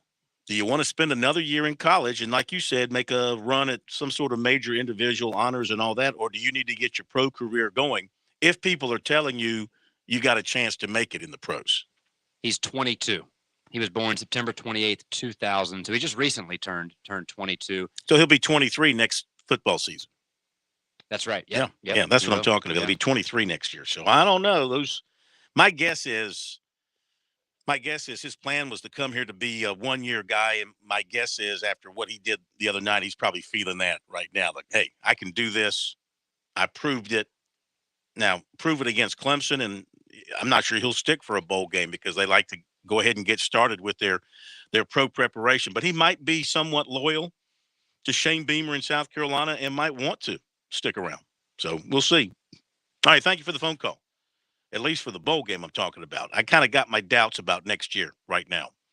888-898-2525. Clemson released its depth chart, and it shows Bo Collins starting at wide receiver. For what it's worth, for what it's worth. See if I can. Now, let's take a phone call, see if I'll put my eyes on it while we take the phone call. We go to RJ in Lexington. Hello, RJ. Welcome into Sports Talk. How are you? I'm doing great, Corn. It's been a while since I talked with you. You doing all right? Hey, good to hear from you again. Welcome back. Hey, why can't we just go ahead, Corn, and say it's 9 in a row? We know what was going to happen that COVID year. Mm-hmm. And, we'll just go ahead and say this will be 9 in a row. That's probably the way it should be. And I hope Gamecock Larry's I think he's 10 for his last 52. and so I hope he continues to predict Carolina's going to win. So I did have this. You talk about a coach for the Citadel. Yeah. And I have another Willie, but not the Willie that you're talking about. You think Willie Corn would be given an interview. Oh. I think that what he's done down offensively and what he's learned from the head coach down there, I think they could come in and put a dynamic offense there and do something special. What do you think about that? That's a great name. I mean, he certainly is paying his dues and has great background. And but Citadel is just, and keep in mind, you got the Charleston Southern job is open also down there, and the Wofford job is open. But the Citadel requires, Ellis Johnson, we'll have him on Wednesday, and he can talk about it. It requires a different type of person, a different type of approach. And today's young guys who haven't gone through that, who haven't been at the Citadel, coached there, dealt with the restrictive nature of the place, I'm not sure they want to step into that, I'm not sure. We'll ask Ellis about that. He'll be a good one to give us some insight on that when he joins us on Wednesday night. Did you go already? I was going to get a prediction from you. Looking at the Clemson depth chart, so they've got Mitchell Mays now at left guard, replacing Marcus Tate, who's out for the rest of the season. And that's one change. And Ngata receiver, Williams at receiver, and Bo Collins listed ahead of E.J. Williams at the other receiver spot. So they must be feeling pretty good about his return this week. Defense looks pretty much the same as normal. Well, Trenton Simpson and Trenton Simpson and Barrett Carter have switched positions. They just did that in the last couple of games, right? They put Simpson at the Sam linebacker and Carter at the Will linebacker. And everything else is chalk for them as it has been. Looking at the Gamecock depth chart, really the only position where there's been a bit of a revolving door is that left guard spot, Trey Jones or Vershawn Lee, or did they have some, was Ja'Kai Moore playing some there at left guard on Saturday? I think they've moved a number of different people in there and out over the last few games. Everything else stays pretty much the same. They do list now they might be playing with everybody here. They do list Marshawn Lloyd as the starter at running back at South Carolina, but we don't know if he's going to be available to play because he hasn't been available since the first part of the Missouri game. So, and we don't know that Bo Collins is going to be able to play. Dabo Swinney said he's getting better. He's close, kind of day-to-day sort of thing. Looking at the defense for South Carolina, and the two deep looks about the same as it has the last several games. Yeah, Rush and Cam Smith and Dial, your corners. Eman Worry and Eman Worry and DQ Smith, your safeties back there. So, yeah, that's pretty much it. We'll see what happens. Going to see pretty much the same people. The question for South Carolina will be, is Marshawn Lloyd going to be healthy enough to play? That would help. Bell did a heck of a job running the football, but Marshawn Lloyd makes a difference for them back there. They get him back there and healthy. That is a bonus. And we'll be back 1st and 10.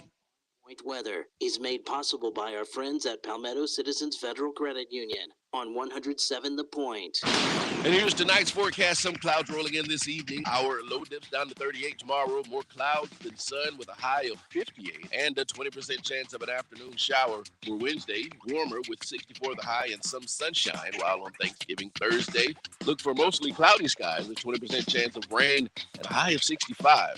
Brian Leonard with your On Point local weather.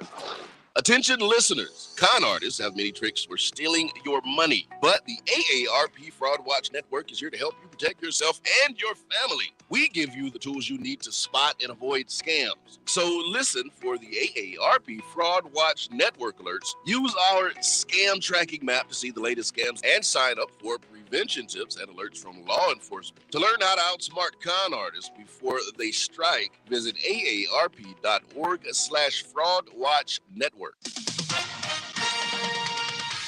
With SRN News, I'm Keith Peters reporting a powerful earthquake killed at least 162 people and injured hundreds on Indonesia's main island on Monday. Terrified residents fled into the streets, some covered in blood and debris.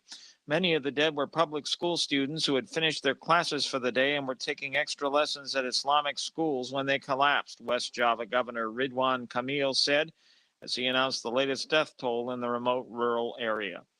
Elon Musk has reinstated Donald Trump's account on Twitter, reversing a ban that has kept the former president off the social media site. Musk made the announcement after holding a poll that asked Twitter users to click yes or no on whether Trump's account should be reinstated. It's not clear whether Trump would actually return to Twitter. Trump has said in the past he wouldn't rejoin even if his account was restored. More details at srnnews.com.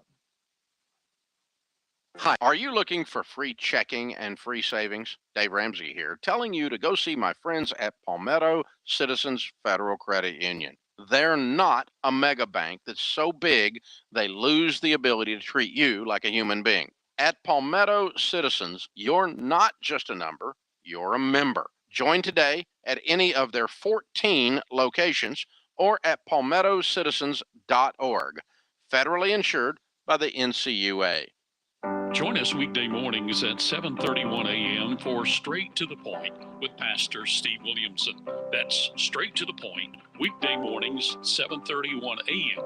here on The Point, 100.7 FM.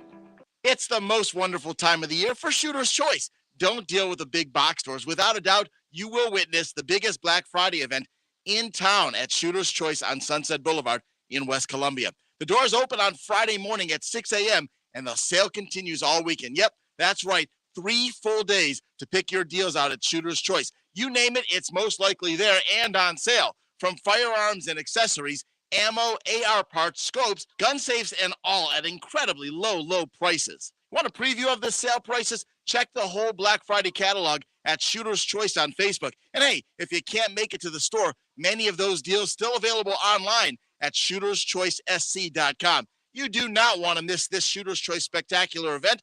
Plenty of inventory, but some items will have limited quantities, so come early to Shooter's Choice Black Friday weekend. The kickoff is at 6 a.m. Make it your first choice. Your best choice, make it Shooter's Choice. Hey, it's the Cigar Militia. We want to thank the Midlands for a wonderful first year. Thank you for helping us grow. We had no idea we had so many good friends out there. One thing I love about the cigar culture is we all have our favorite brands, but we're also willing to try new ones too.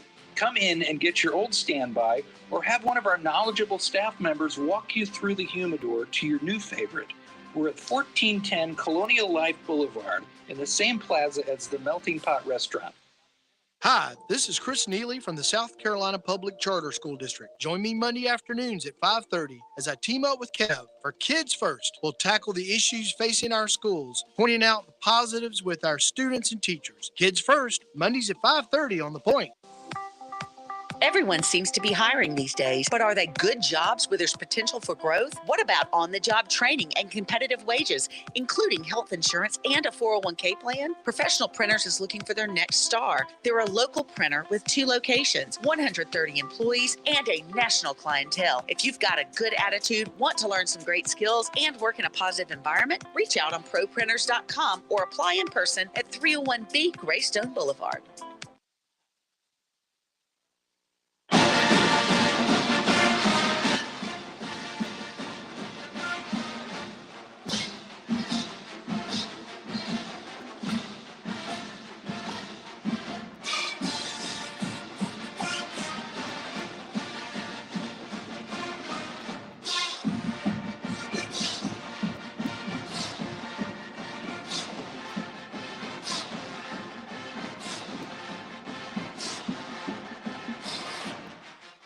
the sound that shakes the Southland. Isn't that what they call it? Tiger Exactly Rag. right. Yep. Okay, let's welcome in another edition of First and 10. First and 10. Gamecocks had a lot of first and 10s because they had a lot of first downs because they set a school record for first downs in that game. What was it, 35, 36 first downs I think the Gamecocks had? A school record. Their total yardage was, I believe, I'm just going off memory, I think their total yardage was fourth most all time at South Carolina. The passing yardage by Rattler, I think, if I remember correctly, was ninth most all time. Wow. We welcome in First and 10, Zach Willis. Great to have you. Happy Thanksgiving. Can you explain what South Carolina did offensively on Saturday, where that came from? Can you figure it out? Well, I think the best thing could have happened then was both their top running backs were out of the game. They were not available. So this false identity they had created in their minds, at least the mind of the offensive coordinator, they could run the ball against SEC teams. He had to rethink everything he was doing. And the best thing that could have happened was they put it in the hands of one of the best quarterbacks in the country. This guy was who he was at Oklahoma. He showed you exactly who he was when he got into an offense where the ball was in his hands and he got protected. They left people in to protect him, and actually the offensive line did a phenomenal job protecting him all night long against Tennessee. This guy throws as good a deep ball, and this is not just according to me, but the NFL scouts too, as anybody out there, period. And if you watch the back shoulder throw to Josh Vann, who, surprise, surprise, they decided to use Phil, and what happened? He beats people one-on-one just like he always did when he was all SEC. This is a very dangerous receiver, a big receiver with great body control, and he's got a quarterback throwing it to him. You know, a lot like that guy that got sacked 7 or 8 times the other day for the Vikings. But you can't throw them when you're on your back. And guess what? Spencer Rattler was not on his back. And Tennessee was at his mercy. I mean, by the end of it, he was playing with them. That touchdown he threw where he scrambled around a little bit, played a little backyard football, and hit Jaheim Bell in the corner. He was laughing if you go back and watch the game. This guy's a special player. This is not a surprise to me. Only thing surprises me is that South Carolina's coaches were actually able to figure out, hey, we need to attack to win a football game. And that's what they have to. Our theme this week's attack. Well, good God Almighty. Why do you put on a helmet and strap it up if you're not out there to knock somebody's head off and beat them, whip them? You know, you can't ball up in a ball and stay in the corner, hide behind. We got a pro-style attack. What is a pro-style attack, first of all? Because that's one of those things you throw out there. It's a blanket cover for when you just grab bagging it. They had a plan going into this game, just like they had a plan in the bowl game. Dakarian Joyner played a prominent role in this football game, showed his talent again. And honestly, I thought it was a showcase for the wide receivers, not just with the receptions they were making and the distribution that Rattler was able to achieve, but their perimeter blocking was elite. They dominated Tennessee's defensive backs and their linebackers blocking downfield. If you go back and watch it, several big runs were aided by that. So it's a total and complete victory for their offense. Congratulations to the coaching staff. Phenomenal game plan.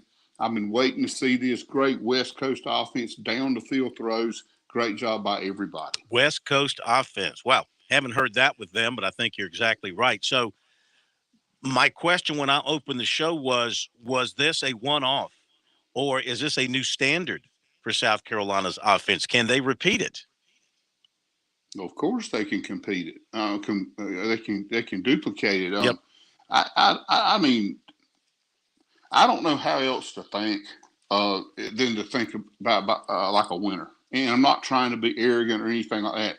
But the only way you should ever go into anything, and I believe Shane Beamer's this way just so people don't think I'm taking a shot at him. He said after the game, hey, he said halftime, we're a good football team. And we're going to prove it. And they went out there and did it. And I think he asserted himself, his personality into this game. I don't know what went on behind the scenes, who did it. And I think it came from Lloyd not being able to play. And then when they got their second team back banged up and he couldn't play too, They had to go to this. And, hey, there's some risk involved, but, man, Spencer Rattler is a special talent. The throws he was making, if you go back and watch these games, guys, other quarterbacks can't make those throws. And I'm not trying to put anybody down. I've seen one or two in my life in person that I actually coached, and they're making a ton of money in the NFL now. This guy's special, and he was a part of it. But defensively, too, they did some things that we need to talk about, too, that were really outstanding. They played an incredible game. I don't want to stress enough what an excellent – they'd have beat anybody in the country Saturday night. I agree. Okay? Mm-hmm. They'd have beat anybody in the country. I had that thought go through my head. I thought to myself, they played so well. And I thought it was a case where, and this is rare, every player, I think, played their best at the same time. I don't think there was one piece of slacking off offense, defense, or special teams. That was the kind of performance they had. And credit goes to the coaching staff. What are they doing to get them up after a bad performance against Florida? We all know they didn't play well. Well, Florida flip-flopped and played bad evidently against Vanderbilt. Congratulations to Vandy. But, here's the thing. They did it. And people need to quit looking at this thing. And I hate to say this, but, you can listen to the callers calling in, and everybody's in shock. And what everybody needs to learn to do is develop this into an expectation. That's how you develop a winning culture. Is you expect to win. You have to force it at first. You kind of got to fake it till you make it. Mm-hmm. But there's no faking it now. They went out and destroyed, embarrassed. You hung 63 points. That's 9 touchdowns on the 5th-ranked team in the country. And many people had them penciled in a national championship game, me included in that. And they destroyed them. Well, the only other team to do that to Tennessee, really, and South Carolina outscored every other team that Tennessee has played. Alabama scored 49. Florida scored 33. Nobody else has scored more than that against them, but South Carolina put 63 on them. I mean, it could have done more. I mean, they literally had opportunities, not many because they scored 9 drives. But this was a complete defeat, a complete domination. No excuses that, they weren't ready for this, they weren't ready for that. Tennessee came out, and there are a couple of key things here. 7:45 in the second quarter, I noticed Jalen Hyatt taking himself out of the game because he was tired. That kind of shocked me. But they did an excellent job on defensive playing a very tough concept called an off-man coverage, where it looks like zone. You let them catch it up underneath, and it's up to you as a DB to come up and make the tackle. And Cam Smith and the rush kid, they did it over and over and over and over. And by 5 minutes to go in the third quarter, Tennessee quit their hurry-up offense. I don't know if people noticed. They started standing around, looking at the sideline. They completely got out of that 16-second pace because they were knocked out of it. Carolina out-physicaled them. Their defensive backs, their defensive front, their linebackers were active. This was when you said it, Phil, it was in every phase of the game and schematically. The defensive game plan for this game was excellent. The offensive game plan was A+, and the execution was an A+. You don't beat the number 5 team in the country 63 to, really 31. They gave them the last one, 38. Mm-hmm. Okay, but without elite coaching and elite execution on the field, and there's no reason – if they come in 80% of that, they're going to beat most people. And it'll be – I hope they show up. I hope they show up on noon up in Clemson, because I'd enjoy seeing another performance like that against that crowd up the road, because I'll promise you they've got their attention. Oh, no question. But Clemson played well against Miami. Yes. When you consider they came out of the gates and they scored a touchdown their first possession, and I think the next possession. I mean, they put this game away early, and then you hold a team under 100 yards. And I don't care if they got me or you at quarterback. That's doing a heck of a job there. So Clemson seems to be rounding into shape as well. And let's hope we have both teams playing at a high level. I think Clemson's going to bring it again. They got so much. There's no reason for them not to. Number one, as you mentioned, South Carolina's got their attention. But Clemson has a ton to play for in as it pertains to the college football playoff hopes. Well, absolutely. And, I mean, South Carolina did do a tremendous favor by beating Tennessee. And that's one down they didn't expect to go down. And as poorly as the other top 4 played the other day, and as shaky as Southern Cal's defense looked in their ball game, there's nothing to say they can't get back in it. If you lose one game and you're a conference champion in Power 5, is an 86% chance or higher that you get in the playoff. That's a fact. That's not speculation. That's not fans hoping. That's facts. Now, South Carolina just became a quality win because of what they did last week. They're no longer a mediocre or also ran type team. They're a football team that's very dangerous. I think in that ball game, Clemson they dominated the game. They did everything they needed to do, and I thought it was the best play calling they've had in quite some time. And Big Cinco was definitely in the house. They played great too. It was a really, really good day in the Palmetto State. If you're an unbiased observer to watch the two big teams in the state play, and very biased to see my Paladins go up and hang 63 on somebody.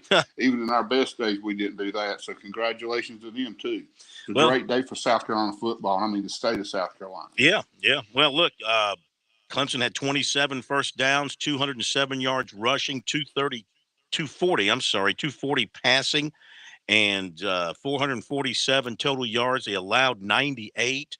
And you talk about Uiagalelei and what he did. He rushed. He led him with 89 yards rushing on 17 carries.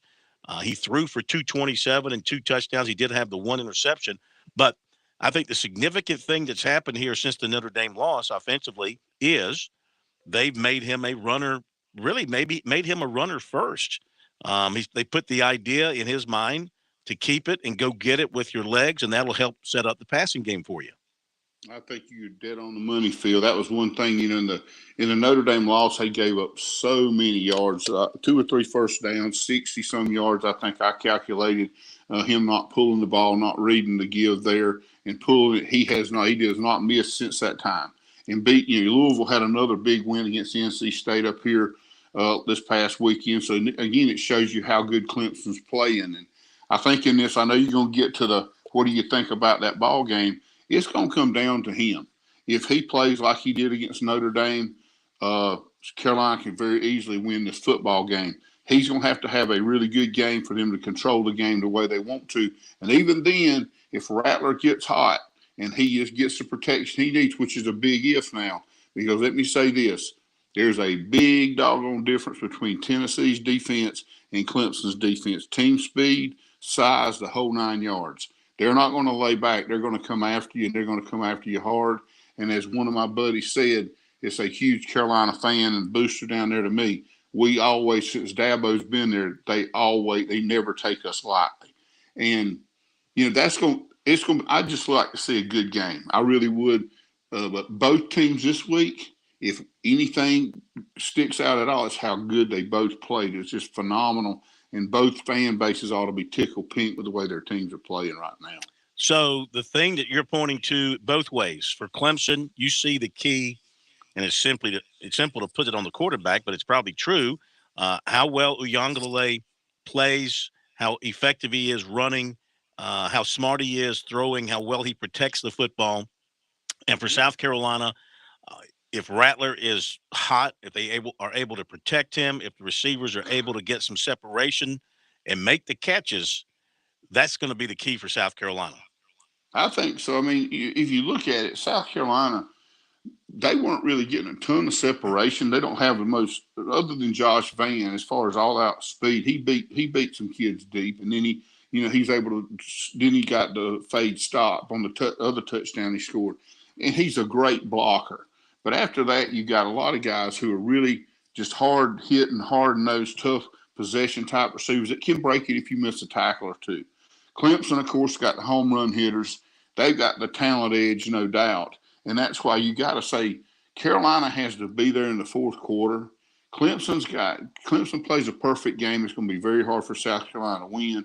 South Carolina's got to play like they did this past week, at least close to that in every phase. Now, the one phase you do give them, they could block a punt or two, create some kind of special teams advantage, and hang around in this thing, and you never know. And, of course, with the Palmetto Bowl, as we know, for years, we grew up with it. You never know in a rival game what can happen. But if you've got to look into a crystal ball, which I've never been very good at, I would say looking at, in the since Big Cinco got there and DJ, they both the same person. When DJ's playing, they don't do too well. They're not going to win the big game. when Big Cinco shows up like he did last week, Miami never had a chance. Like you said, 98 yards to us, insane. That's Little League football numbers. And they destroyed two good football teams in Louisville. Miami's mediocre. I wouldn't necessarily call them good. But as you said, you hold any ball club that low in major college, you've done something. And big number 11 didn't even play for him. He was out. So they're playing the man short. I'm sure he'll suit up for this one as he can. And it just makes it really hard. But if they're off a little, if they come out flat, which I can't imagine, but Clemson, in spite of that 40-game win streak, and their fans will tell you this, they tend to ebb and flow at home. They may come out flat, or if they come out hot, they'll have a lull in the second half. The first half of the third quarter, they didn't play really, really well. And everybody's wanting to play well so they can jump back up and have a chance at the playoffs. And, media was very vocal about that. These fans know the game. And there are a lot of nervous Clemson fans out there, which I think is what makes their culture so great, is they're realistic and they understand what this game means. And I just hope that these transfers that are coming in here, especially for South Carolina, need to understand, okay, you beat Tennessee, but that don't mean nothing if you lose to Clemson. Yeah. That's how it's viewed. And that's one thing I hope that Coach Beamer, and he knows the rivalry, he knows how important it is. And he's proven, at least in my eyes, to be a really good big game coach already. One thing he's proven, he's had some huge wins already. This would be the biggest one. Could he pull it off? But now, if you think they need to play good last week, guys, it's got to be at least that good this week, and Clemson's got to make some mistakes, which, if you play well, you can force them into, especially in special teams. My friend, we thank you very much. You have a great Thanksgiving with the family. Enjoy all the football coming up this week, and we'll talk to you next week. Thank you, guys. Happy Thanksgiving to everybody. Thank you. Okay, there you go. 1st and 10. Zach Willis up first with us every week to break it down for us. We appreciate him being with us, as always, with some great insight on what to expect in the ball game. We got to come back and get that recruiting in. We got a lot to jam in, and we'll jam it in there when we come back from this break. It's Sports Talk here on the Sports Talk Media Network. Back in just a moment.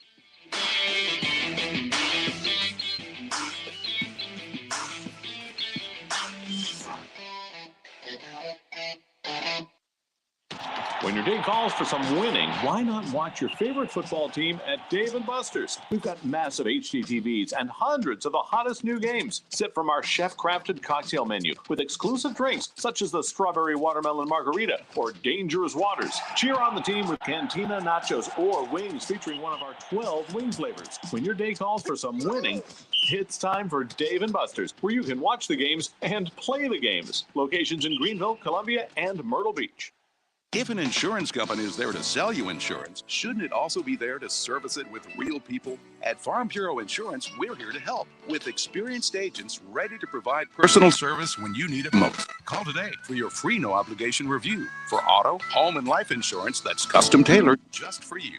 Whether it's home, auto, or life insurance, Buddy Bridges and Farm Bureau Insurance have the right policy for you.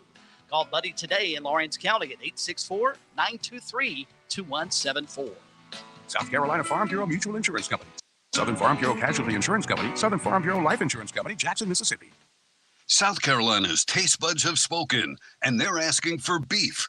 There are more than 7,800 farms raising cattle from pasture to plate in the Palmetto State. So whether it's steaks on the grill before the big game, sirloin medallions plated for date night, or burgers with the family, make sure beef is a part of your playbook this football season. Smoked, grilled, and slow roasted. Find the best way to enjoy your beef at scattle.org. Beef, it's what's for dinner in South Carolina. Funded by the South Carolina Beef Council, part of the Beef Checkoff program. Life, it has its ups and downs. Sometimes it's little things like hitting every red light or dropping your cell phone. Maybe it's the bills, rent, or pressure at work. But when it comes to the South Carolina Education Lottery, you should never feel like playing will solve everything. The lottery is a game. It's played for fun. So set a dollar amount. Expect not to win and make sure responsibilities, family, friends, and work come first. Visit playresponsiblysc.com. Touchstone Energy cooperative members save more on electricity, and members save more on insurance, groceries, healthcare, restaurants, travel, concerts, and sporting events through Co-op Connections. Touchstone Energy is an alliance of the member-owned electric cooperatives, and as a member, the power is yours. Experience the power of co-op membership with Touchstone Energy and find out how much you can save on electricity and a whole lot more at touchstoneenergy.com. I'm attorney Jim Corbett. I love sports, and I've helped people for over 30 years. Contact me at jim@jimcorbettattorney.com when the insurance company won't pay your claim or you have complicated issues. Some other business causes your business to lose money, jim@jimcorbettattorney.com. When you lose a relative and find out you got cut out of a will or don't get what was promised. When you have serious injury, like from a wreck or mishap or on the job, jim@jimcorbettattorney.com. Founders Federal Credit Union knows your life is busy and your money is important. We are proud to offer local personalized services and convenient online services like Founders Online and the Founders app. You'll love being with us as much as we love serving you. Visit relaxjoinfounders.com or one of our 37 convenient locations to see if you qualify for membership with Founders. Relax, win with Founders. Terms and conditions apply. Founders Federal Credit Union is federally insured by NCUA.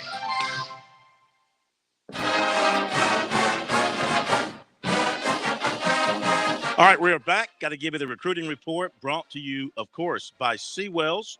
They will be closed Wednesday, Thursday, and Friday for the holidays.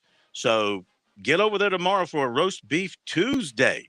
That's right, Roast Beef Tuesday tomorrow at Seawells. Very best buffet in the world. Very best in the catering business. Seawells, 803-771-7385. For those of you watching us on our video, you're seeing highlights of one of the players who committed to Clemson on Sunday. That was Tavoy Fegan, defensive back, cornerback, 6 feet 170 out of Tampa. That's in the 24 class. So you can watch video of him while we talk about the rest of the recruiting. Clemson today got a commitment from defensive end to Marion Parker out of Phoenix City, Alabama, 6'4", 250. That's in the 23 class, giving the Tigers 22 commitments. And on Thursday, they are expected to get 23 in the class. Receiver Tyler Brown of Greenville announced his commitment, expected to be Clemson. USC and Clemson in the top 10 with 24 receiver Jonathan Paylor of Burlington, North Carolina. The others are Maryland, Ohio State, NC State, Tennessee, North Carolina, Alabama, Georgia, and LSU. He was at USC and Clemson for games in October. 23 running back Jordan Louis, who's drawn Clemson interest and was in on Saturday, was offered by Vanderbilt. He was also at Clemson in October. He's also been to Georgia and North Carolina. Clemson offered 24 edge linebacker Christopher Jackson, 6'4", 220 of Tucker, Georgia, and 24 kicker punter Nolan Hauser of Cornelius, North Carolina, and he was in for the game Saturday, and 24 receiver Ryan Wingo of St. Louis.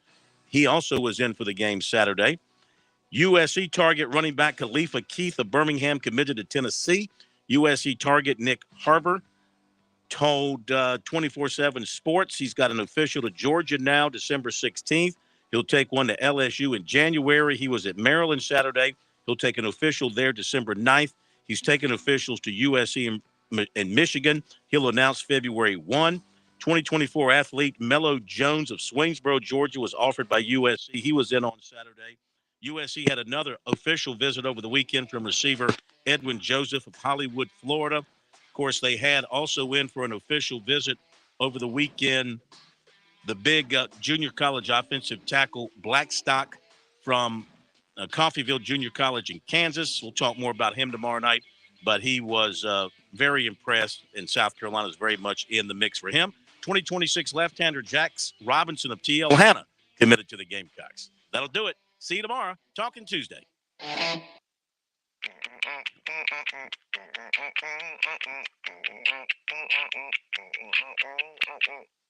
Someone will be right with you. The Point. WQXL Columbia, W264DF. From the Bart Fireside Studio, the solution for keeping you warm this winter. This is 107 The Point. News this hour from townhall.com. I'm Keith Peters reporting. Two New York men were arrested for threats against the Jewish community after authorities spotted social media posts about attacking a synagogue. Correspondent Julie Walker reports. Christopher Brown from Long Island was arrested at Penn Station Friday night. Mayor Eric Adams says he made online threats to attack a New York City synagogue. This was not an idle threat. This was a real threat. According to the criminal complaint, the 21-year-old operates a white supremacist